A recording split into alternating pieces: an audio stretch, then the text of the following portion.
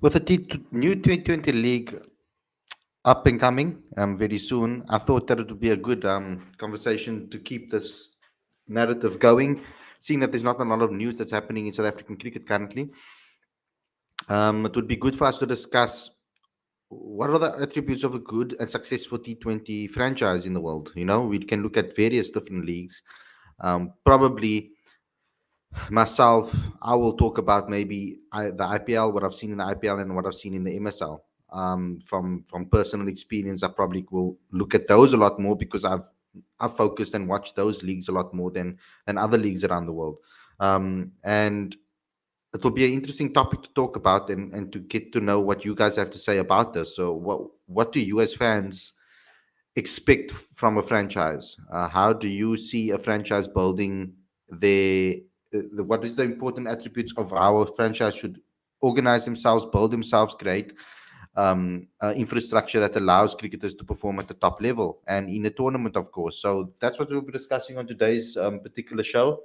I hope you guys are ready for it and you guys get involved with the chat. If you're new to this channel, please click subscribe, click that notification bell for all future videos. Also, don't forget to smash that like button. Also, comment, share, subscribe, do all of those things. But also become a Patreon today. The link is on the screen as well as in the description.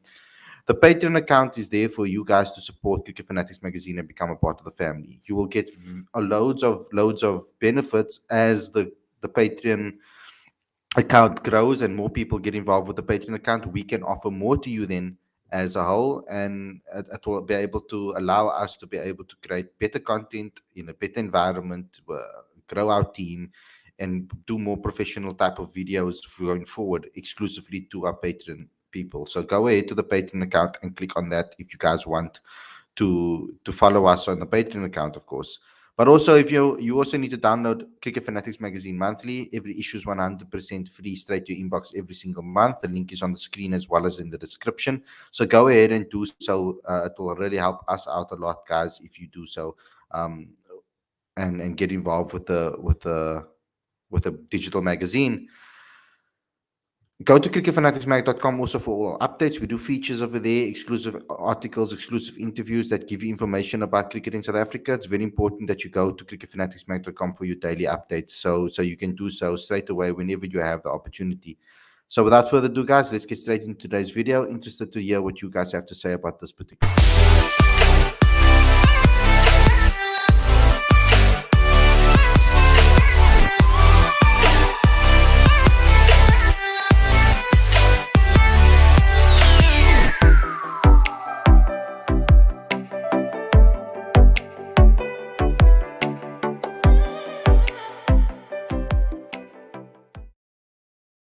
Good evening, everybody, and welcome to Cricket Fanatics Magazine. This is your daily show. I'm your host, Khalid Mohidin, and this is the show where we talk about all the major talking points in South African cricket. Now, there hasn't really been much news floating around recently. Obviously, there's been a little bit of debates going around about Mark Boucher and Paul Adams and whether he should have testified, whether he shouldn't. We gave an in-depth analysis on that yesterday, or I gave an in-depth analysis on that yesterday. I even went through the SJN video that he posted on the channel. So go ahead into that video. Okay, have a look what he had to say. What our take is on it and what our take is on CSA and the way they handled everything going forward. So please get involved over there. But today's show and what this is about and all that we will be speaking about today is T20 franchises. Now, I've got Aditya waiting for me over here as well. He's joining us now. Welcome to the show, Aditya. It would be a very nice thing to discuss with you. And I thought it would be a perfect discussion to have with you because you've now seen many, many years of the IPL. You've seen Mumbai Indians dominate the IPL. You've seen other teams also win trophies in between. But mainly Mumbai being, you could say, the best franchise within the IPL based on trophies alone. We spoke a little bit, we touched on RCB a little bit even, what they do for the franchise, one of the biggest supported franchises in the IPL as well. So let's dive deep into it. Seeing that there's a T20 competition coming up where there are going to be 6 new franchises from the ground up being built, what do you think is the criteria of a good franchise? So when I look at a franchise, obviously there needs to be an identity first and foremost, I think. What does that franchise stand for? And that identity should be built based on the style of cricket they want to play, based on the type of players they want to try and bring to the franchise. Because I think there are certain players that certain franchises will target specifically. Maybe some franchises will target young, exciting cricketers. Maybe other ones will to try to target more cricketers that are playing a little bit more reserved than others. Some would want players to be a little bit more attacking. Some would prefer a little bit more experience. So it's about finding the whatever suits the particular franchise, but also protects the region. I think it's very important that the franchises build their identity and their brand around where they come from too. That's very important. And also do some marketing events and things around the franchise to get that connection between the fans and the franchise. I think that determines how successful a franchise is. I don't necessarily think it's only about the trophies.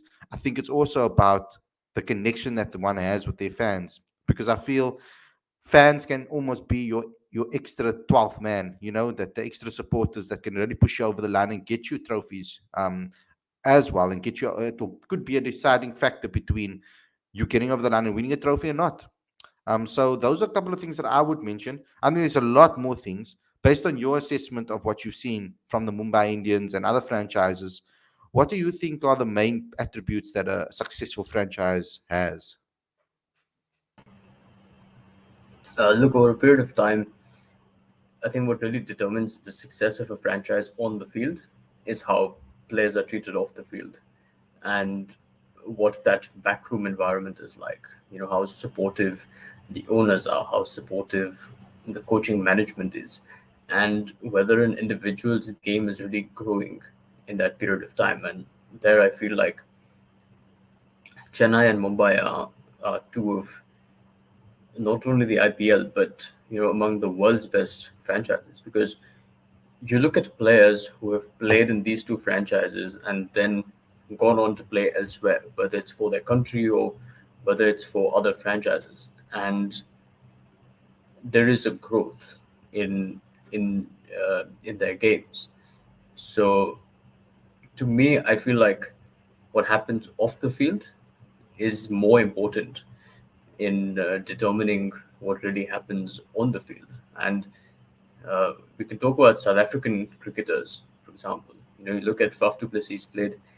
He's played for Chennai for 10 years, and that brotherhood is still there. At the toss the other day, between that toss between Ravindra Jadeja and Faf, ahead of the Chennai RCB game, you he was asked, how does it feel like playing against a franchise that you represented for 10 years, and he said, it feels like I'm playing against my brothers.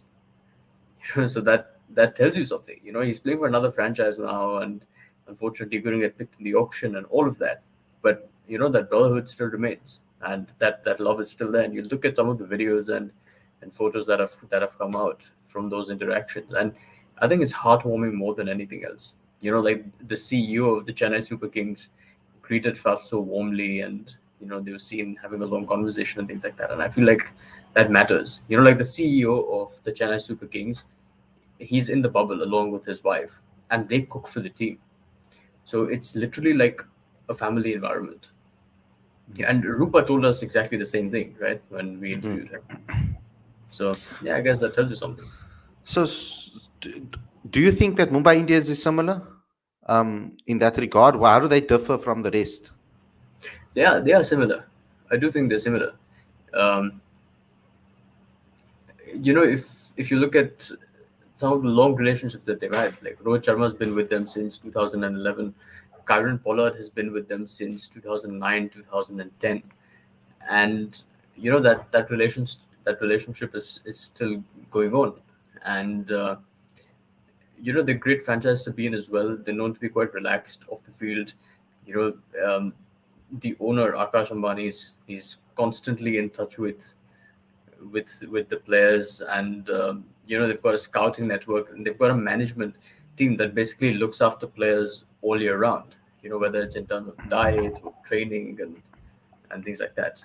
And quite similarly, if you look at the Delhi Capitals also, they sent their own physio to South Africa to assess under care. So that element of care is there for sure. Yeah. That's not the case for You, all franchises, but it's there for some of Mhm. these guys at least. For some of the successful ones, and that's obviously the ones that we're going to be owning, and taking care of. Like I'll compare it maybe to the MSL and the way the Paul Rocks have been as a unit. What makes the Paul Rocks so special is also their connection with their fans and the amount of extra things that the players do for their fans off the field. In South Africa, connecting with the fans, you need to be able to connect with them by just giving them attention. I think that's the best way to connect with them is by. And in South Africa, we are lucky enough to be able to have that connection.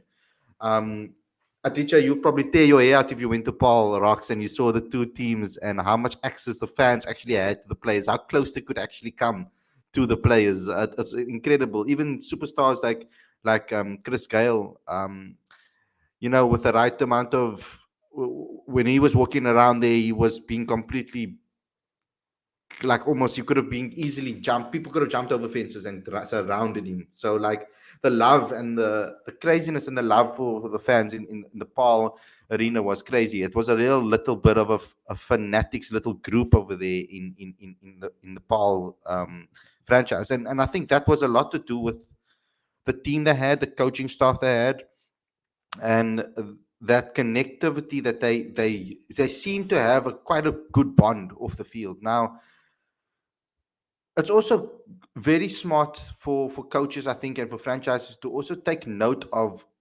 players and who get along well with each other, off the field, on the field, etc. Like there are certain players that click, and that helps also build that foundation, especially when you're starting something new. You want to be able to create an environment, I feel, that can be repeatable. If you have a foundation that is there, you can kind of like every single time players leave, you bring it back into the system, and there can be a transitional phase, automatic smooth phase. But I also feel that if you have a type of cricket and style that you want to play, buying, I think that needs to be identified so that a franchise can keep maintain its stature and its identity. I think I'm talking about identity a lot because I think when you're trying to build a successful franchise, the franchise is bigger than the player in my eyes, and that's how I want things to be. I want it to be where you are going to, for example, a X team, and you know exactly what they expect of you. You know exactly what standard of cricket they expect, what style of cricket they expect, what players they are looking for, um, that they're trying to replicate and move on. All of those things you need to look at, and having a good scouting network is bang on. Knowing who suits that system for you. You know, for the Cape Town team, Quentin de Kock might not be a good signing, but for someone else, he might. For the Cape Town team, they might be looking for someone else. That or certain other attributes in a keeper, for example. Maybe they want their keeper not to open the batting; they want their keeper to bat lower down the order, for example, and be more of a big hitter. So all of these things are important, but I think that to start things off, I think we need to start with identifying captains. I think will help also grow that identity and help that the fans connect with the franchise as well.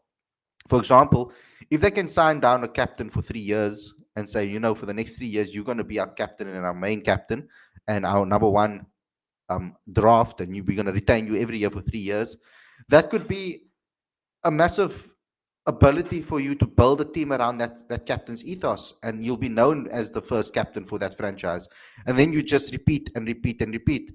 Now, mindset is going to be very important, um, and it's very important that we focus on building a mentality and culture right around the whole ethos of the franchise.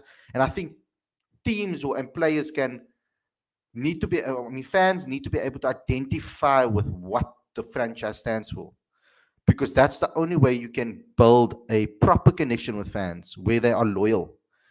Because if the franchise doesn't have some sort of identity, then it doesn't matter who you support. You could literally support anybody in the country, if they don't identify with the current setting. I think if we can if the franchises in South Africa, there's so many unique things to Cape Town, to Joburg, to Durban, to PE, to etc., to different grounds, different cities have their own specialities and things that are unique to them. I think the franchises should capitalize on those unique things, because that's what's going to differentiate them from the rest of the world and the rest of the franchises. So it makes it more identifiable to the franchise. Now, what franchise A does shouldn't be the same thing that franchise B does. Maybe the people in that area, in that community, they react different, or they act differently, or they behave differently, or they have a different mentality or mindset. You often hear the Pretoria boys from Titans talk a lot about this winning mentality that the people in Pretoria have. They have this hard-working winning mentality bred in within them as Titans players. We heard Tianus Brain tell me that in an exclusive interview after the Titans played against the Cobras at Newlands. So I think all of these identities are very important. I think the Cape Town niche, for example, needs to tap into the coloured market, um, coloured players, coloured cricketers, because for I mean the majority of the population in Cape Town, the big population of the population in Cape Town is coloured cricketers and coloured players and coloured people, and there's a different type of ethos and mentality, and the Muslim community in Cape Town as well, tapping into that market too, with regards to understanding how you're going to promote it to the right markets. So I think that needs to be also be looked into with the franchise, embracing the embracing the culture of the city is very important, I think, for a franchise. I don't know, do you get that vibe from some of the IPL teams? Yeah, definitely. I mean, you just have to YouTube the Chennai Super Kings and the RCB theme songs. Clearly they're catering to their respective cities, and that's definitely there. You look at Lucknow, for example, or you look at the Gujarat Titans. Gujarat Titans they've got a certain setting around their team that caters to Gujarat, because that's the Ahmedabad market is key to um, to the Gujarat Titans marketing apparatus. So that's certainly there. But I think one thing that is important for franchises to realize is that they need to select players for the long haul. Mm, Think about it. I agree. You look at the IPL, for That's how example. you build identities. That's literally how you build an identity, is by picking people Think, for the long haul. think about the IPL. Close your eyes and say Chennai Super Kings. The first name in your head is probably going to be MS Dhoni, because that's where he's been throughout this time. You know, Virat Kohli. He's synonymous with RCB. But then if you look at Aaron Finch, for example, he's played for 9 IPL franchises. He doesn't have in his head. He probably doesn't know where his loyalties lie, right? Except for the team that he's playing for that season. Similarly, look at I think Faf du that's Plessis. probably that's maybe a slight criticism that some may have about the IPL, is that players get Yeah, drafted and moved between, so they can never like really find. But there's always a core, though. yeah, yeah. So that's the thing. I think even personally, I'm not a fan of these massive auctions where you you redo an entire team. I don't think that Mm. that works well for anyone. But from what I understand is that the BCCI's aspiration was always to have a 10-team tournament. So after this, I don't think there's ever going to be another mega auction. Okay. So that that's my understanding. But I So know they're working plenty of towards 10 teams. sorry. They're working towards 10 team tournament. Yes. Yeah. Wow. Yeah. Yeah. Yeah, so they Wow, that's a wanted. lot of So I teams. think till they had a 10-team tournament, they basically had that massive auction every 4 years, 3 years. Mm. So it was a 3-year cycle, and it's not ideal. And I know that a lot of teams don't like that, because technically you're basically developing a player who may not perform well in season one, may do decently well in season two, has a breakout season three, and then because of mega auction rules, you may have to let him go into the auction because your team combination doesn't permit you to retain that particular player. Like with You know, Faf, so similarly. Faf is a different story, but because he's still an older player, right? But you look at some of the younger guys, for example, like I think Shivam Mavi and Kamlesh Nagarkoti, when they were selected for KKR, they were injured for a large part of that first season, and then KKR looked after them exceedingly well. And then the second season, they played a little bit, and then third season they did really well. Then boom, they're out in the auction. They go to other teams, It's like and Marco somewhere, Jansen now. Like he built such a like a relationship with the Mumbai Indians fans, and now he's just moved yeah, over. So it's yeah, strange. It's interesting to see what's going to happen to Devat also. If he's going to move in the yeah. future, if he's going to stay at the Mumbai Indians. It's See, yeah, it's because interesting. Mumbai, I know that teams like Mumbai and Chennai, basically the most successful teams in the IPL, they want to retain as many players as possible. They don't like letting go of players. you know it's in their ethos, it's in their culture to maintain long relationships with players, and these mega auctions don't sit well with them. Mm. And I guess also the time period makes it difficult, man. Because like we're only really playing for like a month almost. You're only really going to have like a couple of weeks before the tournament to actually get together as a team and and play together as especially in your first inaugural tournament. The players are Yeah, literally going to be luckily obviously South African players, they are a lot more closer. It's a very small community and very small world. So everybody knows everybody. But when it comes to overseas players coming and yeah, actually making an impact in the first year, I don't think you can necessarily bank on that necessarily immediately. I think it's going. You need a couple of 3 years or so to build that culture and that identity of a team and a franchise. So, like I said, I think that's probably the most important, and also making sure that the coaches that you get involved are very mindset orientated, make you focus on the mindset coaching rather than technical coaching. I think yeah, these because players that are playing in this T20 tournaments, you can't do much. you not can't do much in that period. Can't do much. IPL is a different thing because the IPL is a lot more time that you're spending with these people. I mean, IPL is quite a long tournament. But the thing is, you still can't make technical adjustments No, in not that negative period, ones now. because it's I think, was it Stephen Fleming, possibly the most successful coach around in the T20 circuit. He's won 4 titles with the Chennai Super Kings, and probably the most consistent team. I've said this before on the show, but there's the old adage is that the IPL is a competition of 7 teams to play Chennai Super Kings in the final. So that's so he's said on a number of occasions that you can't really change the technique of a player. You can't fix serious flaws during an IPL season. That's something that you have to do away from the IPL. The IPL is about fine tuning, making sure that a player is comfortable, and minor tweaks that need to be made can be made. But that's about it. Interesting, yeah.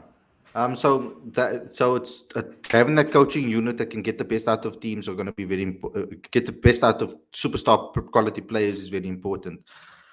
But I think also what's going to be very important as well is identifying young players. I think they inject a certain amount of exuberance in a team that you can't necessarily um, just just you can't create that. I feel it's not something that you can spark or create out of your own. I think that's what the player brings into the side.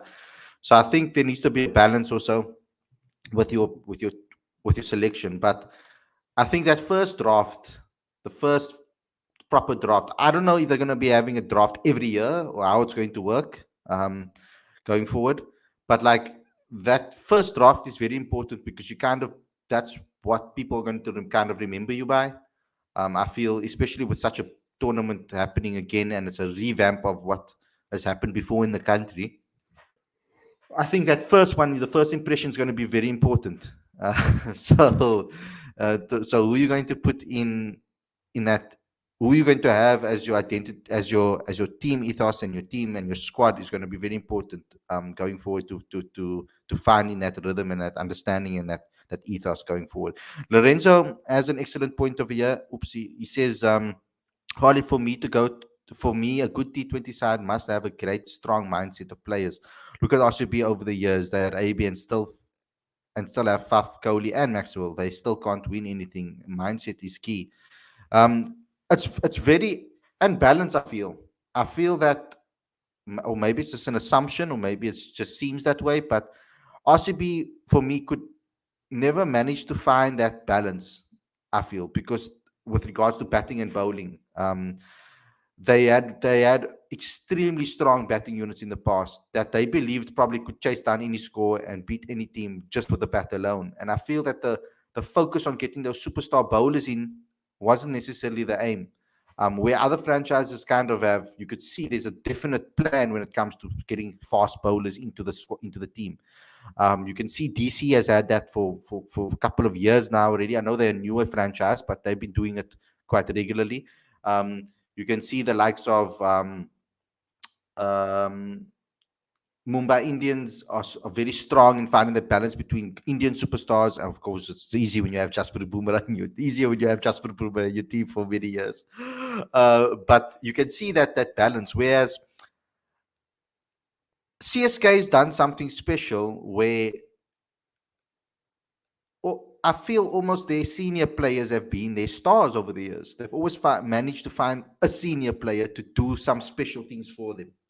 Faf du Plessis, Dhoni, Uttapa. There's so many people that you could talk about that could that have really dominated um, at that franchises that are a little bit more experienced. So they found a balance to remain consistent. And I guess owning that identity and staying true to it is what makes a team successful, and not chopping and changing and all the time. Not understanding how you want to play the game and how you want to move forward as a franchise. Uh, Anything else you want to add, Aditya? To respond to that question, um, I think there are a couple of things with RCB. One is you look at previous seasons, and pre-COVID, in particular, their home ground is the Chinnaswamy, which is the smallest stadium in the country. And by definition, given the conditions, it's batting paradise, smallest ground in the country, you don't really have home advantage.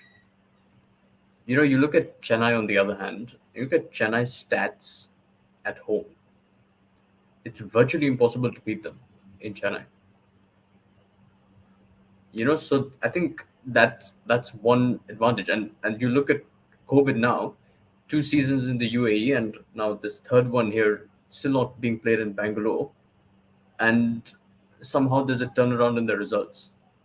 So I feel like that has played some part in RCB's lack of trophies in the cabinet. And additionally, look, obviously, there's plenty of reflection that previous coaching units needed to do with respect to how they went at auctions, because they're just so poor at auctions. They just went for the flavor of the season, or the superstar player going around at the time. You can't possibly spend 15 crore on Kyle Jamieson. He's not even a proven performer. So that sort of thing is, that's unnecessary. Recruitment. I don't know why they do that sort of thing. But It baffles me too when I look at sport in general, Aditya. Like even in football, yeah, and you see like a team like Man United with the caliber that they are, one of the best clubs in the history of football, and they make stupid decisions in the transfer market, like they have been in the last 6, 7, 8 years, and it just yeah. shows removing that brain's trust of someone that has been the crux and identity of the club, removing them out and trying to fix it doesn't work. And you can't just use money. Money doesn't solve everything. It's about also selecting the right players that suit the franchise. And certainly with RCB, if you look at previous seasons, it's always been an over reliance on Virat Kohli, AB de Villiers, Yeah. Chris Gale. Mm. And they never really had a strong Indian core, which we can attribute to poor decisions made in the auction. But if you look at this season, for example, with Fafin as captain, he's brought in a different energy, he's brought in a different culture, where he's he's made it abundantly clear that um, that the superstar innings will come, but we're not going to rely on that sort of thing. Every individual has to play his small role in the team, and that's what's going to get them. And if you look at the 11 that RCB have played, it's probably the first time in the history of the IPL that every single player has made a match-winning contribution. It's the first time ever. It's never happened before. I You didn't look even at the pick that lineup. up. You look at the lineup. It's never happened before. Anuj Rawat. He was dropped a couple of games ago because of poor form. He won. He made a 67 odd against Mumbai. He won them the game. Kohli scored a match-winning 48 against Mumbai. He's in poor form now, but he did that. Faf du Plessis he's played well. He's made 389 runs in the tournament, highest run scorer for RCB at the moment. Dinesh Karthik has won the team at least 4 games off his own bat. He's Shahbaz Ahmed incredible. he made He's 30 of 8 incredible. balls yesterday. That's crazy. He's incredible. He's a dangerous player. I'm surprised that he hasn't been more sought out after in the IPL from major champion teams like the Mumbai Indians, etc. Like, I understand with the keeper situation, but I think he's just brilliant, and as a leader, just as a presence in that Yeah. team, I'm a big See, fan of him actually. Hasaranga, yesterday he took a fifer and he's second on the list of the purple cap. Then Josh Hazelwood is at a fantastic tournament. Harshal Patel was man of the match in the previous game. So Glenn Maxwell's coming to the fore now. every single individual has made a match-winning contribution. And sorry, Lorenzo, Hessen's not the problem. Kyle Jamieson, Hessen is possibly the most sort of ruthless guy around. Uh, that decision is of the management. It wasn't Hessen's decision at all to pay 15 crore for that for Kyle Jamieson. That was that was a decision made by the upper echelons of the RCB. Hessen's too smart to Yeah. do something like that. And then the management realized. So the management realized, and they got Faf for 7 crores this time But around. think you can see a distinct strategy when it comes to even the drafts and the way teams approach and who they go for and who they make their bids for. You can see a pattern in certain clubs. It takes months. It takes months of preparation to get your strategy in the auction right. And there is so much preparation that goes on.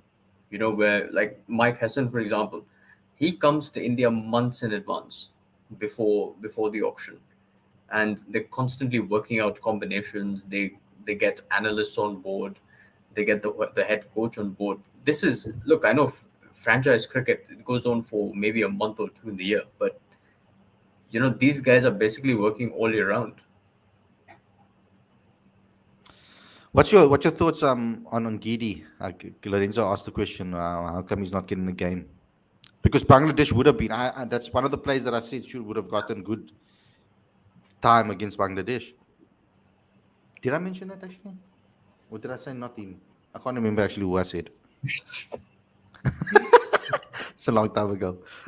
Yeah, look, I think Ngidi should have gotten a game, but well, there are a couple of things happening with the Delhi Capitals.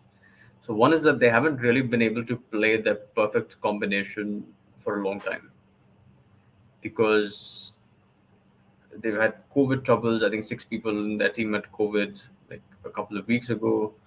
Now they have another stint with COVID. So they've never really been able to work out their ideal combination.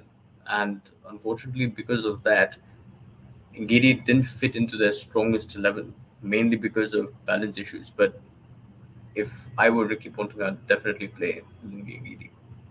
Do you think it's also because of the amount of internationals that they can play, also the overseas players, and trying to fit in Yeah, those guys, especially majority of them are going to be in the batting department?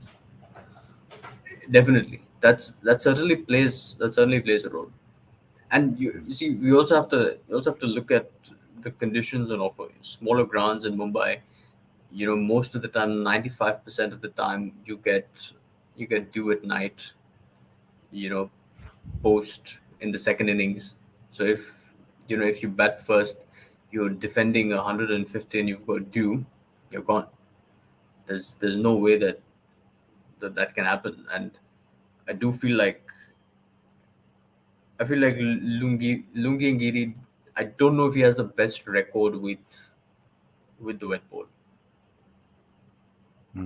What's your thoughts on this? Lorenzo always comes up with great questions that this moves on the conversation quite well. But quick question: Do you guys think the IPL should increase international players to five?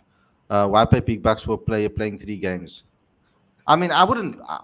I mean, five. You still have majority India players, almost like almost like the quota system.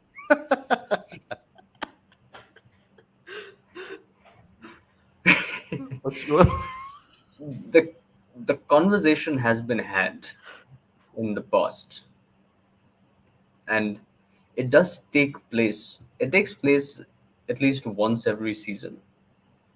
Whether five overseas players should fit in or not, but they never really change that for overseas player rule. And I'm not sure. I think it would be interesting. Having five overseas players might even make it a stronger competition. Uh, but It could possibly. a lot of that also depends on a lot of that also depends on ground conditions and what you've really done at the auction. I'll tell you why. Because there are so many times. I think this season is probably that one time where teams on a regular basis have not played for overseas players. And that happens sometimes, but it hasn't happened as frequently as it's happened this season. So I feel like conditions play a role there as well. Yeah, probably. But guys, I think we covered a hell of a lot of points over here, and I think there's it's a nice little guide for you guys to get some insight into what we think. We would like to hear what you guys have to say, so please put it in the comment section and let us know what you think about what makes a franchise team successful or not. We're seeing that there's a new tournament. Please click subscribe, click the notification bell if you haven't yet. Also, smash the like button, comment, and share with everybody, and become a part of our subscription list, and download the latest issue of Cricket Fanatics Magazine. All back issues are 100% free too. So you go ahead and become a part of the family today.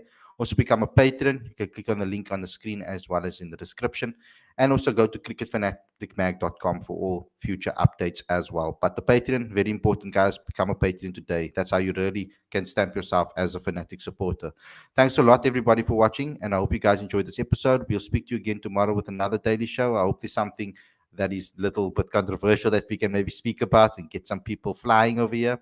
But let's wait. Let's see what happens in the next week of cricket. Thanks a lot for watching. We'll see you guys again tomorrow with another daily show. Peace.